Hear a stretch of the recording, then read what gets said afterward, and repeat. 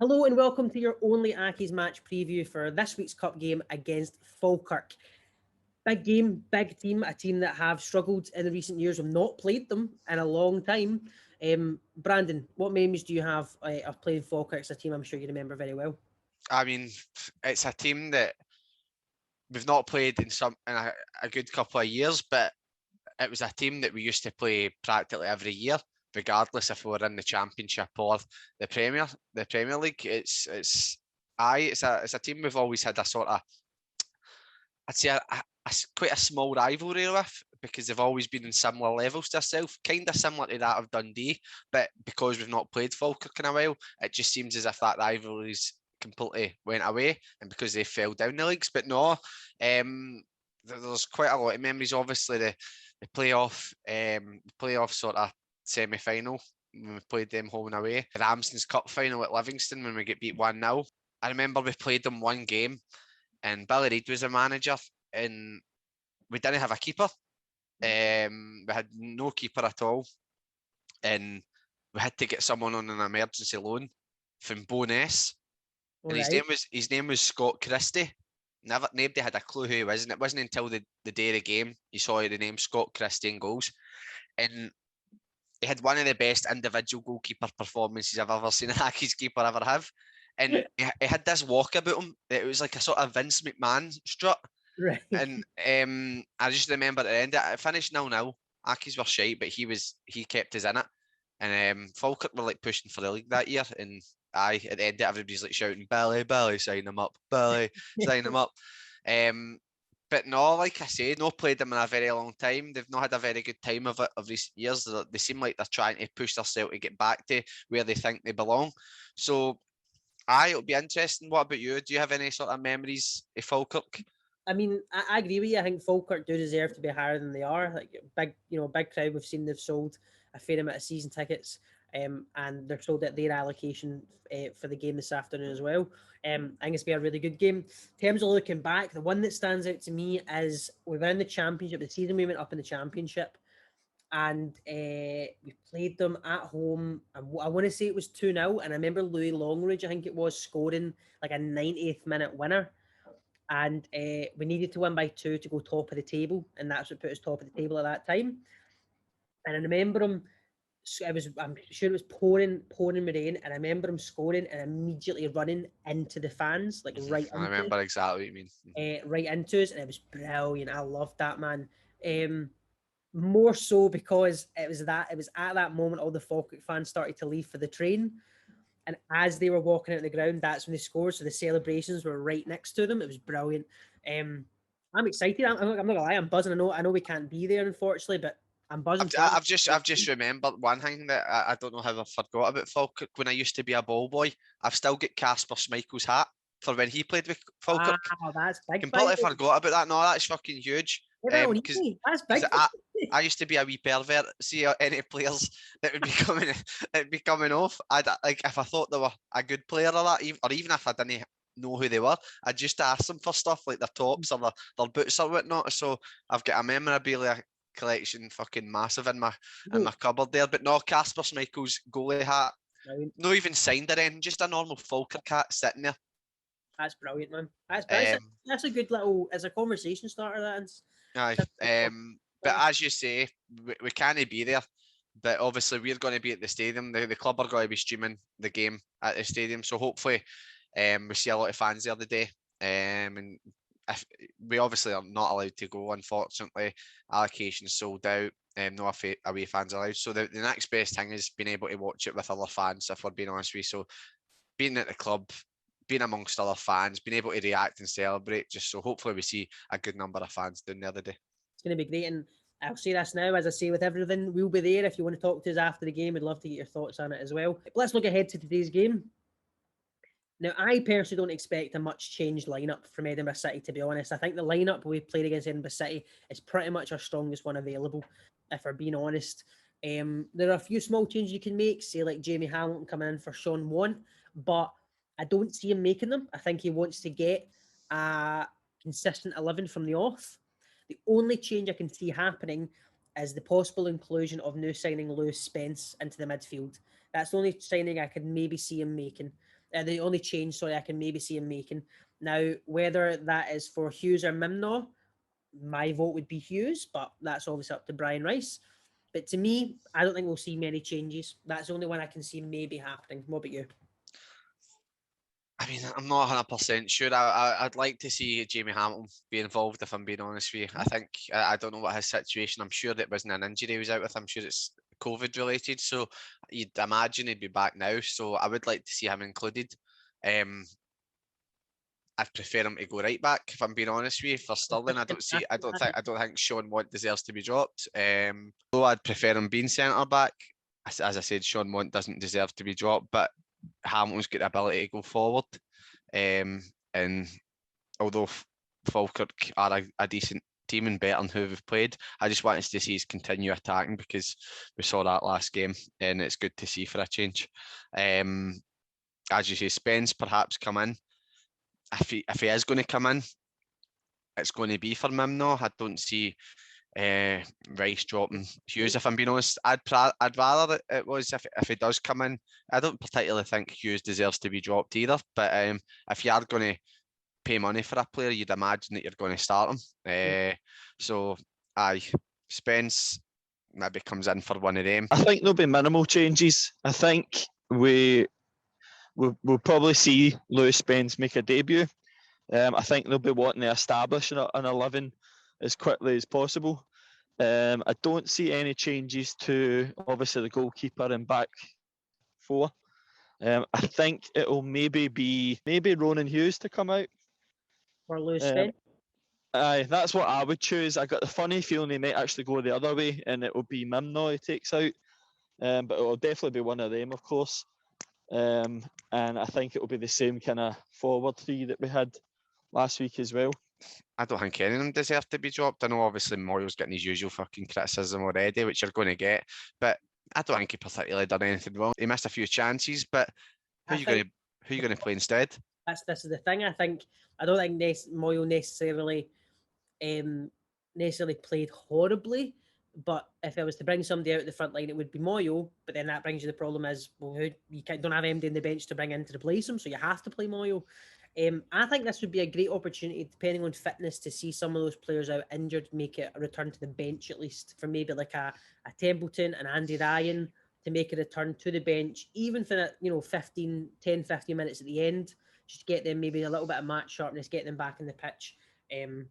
But that's guesswork. Avoid Temps at all costs playing in that pitch. They've got the same pitch as us. Do not avoid at all costs. That's true. Avoid at all costs. Not even 5 minutes. let him be wrapped in bubble wrap until he's fit, and then just play him at away games with grass. Somebody I want to ask you about, somebody I'm really excited to actually see is Leon McCann, because he was highly rated at us. He was part of that Champions League, that youth Champions League team that did so well. Captained them, and was seen as kind of the next big thing for Hamilton, the next kind of player who was going to make that step up to the first team. Didn't do it. Ended up going to Airdrie and was there back-to-back Young Player of the Season, and has now earned a good move to Falkirk, who are pushing to get back up the leagues. So I'm so excited to see how he's developed, because I got a few friends who are Airdrie fans, and they season ticket holders, and they were like that. Thank you. We're like, thank you for letting Leon McCann go, because he's been brilliant for them. And then when he left, they were like, we know he's only young, but that's a big hole to fill in their team, was Leon McCann. So I'm excited to see how he does. If he plays, I'm assuming he will. Anytime I sort of watched the youth team and you saw Leon McCann, he was a standout performer. I think he felt, and maybe his agent and maybe his family felt, that he was due to push into the first team, but you've got Scott McMahon there. Yep. You're not going to... So I think he wanted first team football. Accies couldn't offer him that. Mm-hmm. If he stayed at Accies a bit longer, then he definitely would push into the first team, because he was a captain. He was really good to watch. It gave you a different approach for a fullback, and he could use a wing back as well, could be used a winger. So it's just unfortunate it was so similar to sort of Scott McMahon. So he obviously went elsewhere to sort of get that first team football, and he's grabbed it with both hands, and he's took advantage of it completely, because as you say, got Young Player of the Year both years in a row. Airdrie got a move to a much bigger club, and Falkirk, who are obviously pushing to get back up where they think they deserve. So no, I'll be intrigued to see how he does against us. I'm sure he'll think he's got a point to prove. And I really wouldn't be surprised if Leo McCann's and Accies playing in the next couple of years. I know we've already got 3 left backs now, but there was a slight rumour at the beginning of the season before we were even linked with Kieran McDonald, and we had signed Matthew Shields that we were going to go in for Leo McCann. I heard that somewhere, I can't remember. So I wouldn't be surprised if we see him in an Accies jersey in the next few years as well. Surprised me, given, especially recently now we've dropped down, we do seem to be targeting not always former players, but players who have a knowledge of the Scottish game and seem to be based in and around here. So the likes of, your Kieran McDonald, your Andy Ryans. And given if he keeps performing the way he is performing for Falkirk, which, as you said, a bigger team and will have higher expectations than that of Airdrie, I think he can end up being a great player in the lower divisions that a bigger team, either in the Championship, the Premiership, whatever it is, come and pinch. One of those players that they could probably get cheap and then turn him into a great first team player. So I'm excited to see him. Let's get back onto Hamilton. If I was to ask you a score prediction for the game, we know it's going to be tough. We know they're going to be a tougher opponent than Edinburgh City. The point I made with David was after the game, we all said if it was a better team that played us against instead of Edinburgh City, we wouldn't have won that game 1-0. That score would have been very different. So I'm interested in how you see this one going, given they are a much stronger team. It is hard to predict it. I mean, when I watched the highlights online of the Albion Rovers result for Falkirk, I mean, some of the football they played was excellent. Some of the goals totally built from the back. They are a better team, so no doubt it's going to be a tougher game. But again, there's players playing in that team that we have better players than. So it's easy to think going into this, oh God, we might struggle. It's a tougher team. But again, it really is a team we should be beating. They don't have a ton of quality. But guys like Paul Dixon and Gary Miller, the older guys that are in that team, they are League One players. You know what I mean? Bottom end Championship players. So we do need to establish ourselves as the Championship side and set a marker. I mean, another thing is with Falkirk is they're very similar when it comes to the crowd. As Accies there, if things aren't going the right way, that crowd will get on their back. I mean, they've had a tough few years. I mean, I remember seeing the tweet when they were 1-0 down after a few minutes against Rovers, and the responses were mental, and you can only imagine what the atmosphere was like on the ground. So I think they will be a tougher opponent, no doubt. But I do think they're capable. I think if we lose the game, it will be down to us, not them. Yeah. I don't think that's a team that, well, I hope it's not a team that will be playing us off the park. But if we're not organised, if we're not, like I say, if we're not at it for the whole game, because that was very evident against Edinburgh City. We were very impressive first half. Should have done more on the score sheet than that. Second half, we just invited them on. If you do that with Falkirk, like you said yourself, they will take the chances. So I'm very, very excited for it. I'm looking forward to it because it's going to be a tough ask, but I think we are capable of getting a result. I mean, you just had to watch their game during the week, or even not even watch it. Look at the scoreline. They came from 1-0 down to then win 5-1. Absolutely ruthless, man. So I said if we're playing against a better team than Edinburgh, then we win there, win that. I know we created chances, we just couldn't convert them or go anywhere sort of near converting them. So it's a completely different game. But saying that, us and Albion Rovers should be in different levels as well. So it's not going to be an easiest game for Falkirk. So it's a sort of tough one. If I'm being honest with you, if we had all our players fit and we maybe had players signed in the positions that we're apparently looking for, and we've said that we need, we'd win the game comfortably, in my opinion, because there is still quite a big gap between League One and the Championship. I don't want to bring back the negative vibes and say we'll get beat, but that's what my head's saying. My head is thinking we might, the mini shock might be in the cards, and Falkirk showed how ruthless they were in front of goal. Do you know what I mean? Edinburgh only had 1 or 2 chances. I think it was only 1 chance, but it was a crystal clear chance that they really should have scored. So if you give Falkirk a few chances, they're going to put one in. My head's saying we get beat 2-0, but my heart is saying we sneak another 1-0. This is the thing. I don't disagree with you, to be honest. It will be a much tougher game, and we know that if they get an opportunity, given the performance against Albion Rovers, they'll most likely take it. Which, if we defend, or if we invite them on in the second half, and if we invite them on like we did in the second half versus Edinburgh City, is very possible. So I'm with you. My head and my heart are kind of at conflict right now. My head's saying 2-1 Falkirk. My heart is saying 2-1 Hamilton. So I'm going to go with my heart, and I'm going to say we'll win 2-1. I'll be optimistic. I'm going to try a 2-0. I think if we can get an early goal first half wise, like you say, that crowd have been through some shit over the last few years. I do think that their patience will be very, very short. So if it doesn't start to go well, the heads will go down, the pressure will be on, and we need to do what we didn't do last week and see it through and get the second goal. Second goal's there, then it could be game over. So, like I say, that's the dream scenario. We both know it might not well be the case, but let's hope it goes that way. If we actually take the game to them and play the football, though our team isn't full strength, see if we actually play football like we can play football, because there was glimpses against, even though it's only Edinburgh City, that we did show we could pass a ball. We were playing nice football. We were actually attacking teams. We had Kieran McDonald going down the wing. We had Lewis Smith back in the ball, attacking players. We had Callum Smith. We had Ronan Hughes being able to pick out a pass quite well. Had Mimnos in the balls. Moyle was getting in dangerous positions. I'd often just clear nothing up. So there is ability there, do you know what I mean? But it's just if they turn up and they actually play the type of football that they want to. As I said, it's a tough one, mate, but we'll just need to see how it pans out today. See how it pans out today. And finally, Brian Rice said that he would like to have a striker in before this game.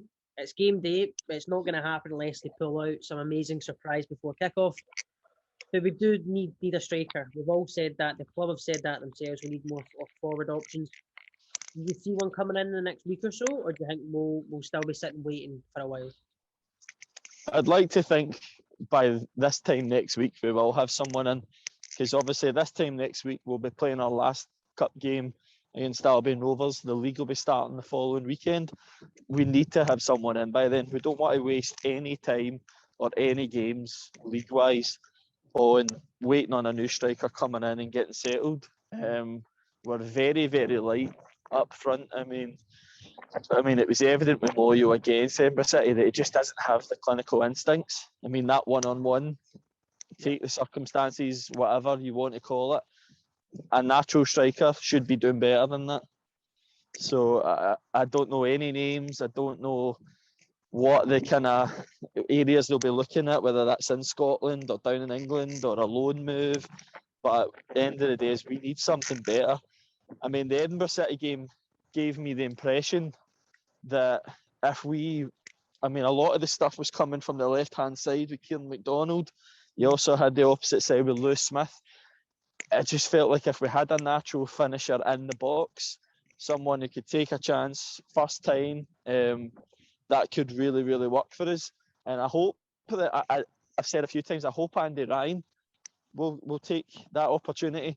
But there's no doubt about it, we need someone a lot more clinical. Like we've said on the previous podcast, last time we got promoted, we had 2 players hit, was it over 10 goals or 15 goals?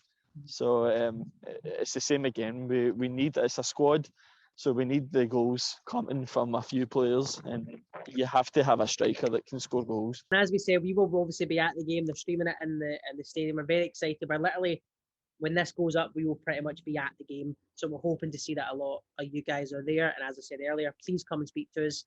In these pre-match shows going forward, we do plan to have interviews lined up with former players, current players that have links to both sides, fans from both sides as well, to try to expand it. But we just want to give you our thoughts for this one. Keep it short and sweet. and then these will expand as the season goes on. But thank you very much for watching our first one. We hope you did enjoy it. Leave your score predictions down below. We want to hear what you guys think. Of course, as always, our social medias are linked down there as well. Thank you very much for watching. We'll see you after the game.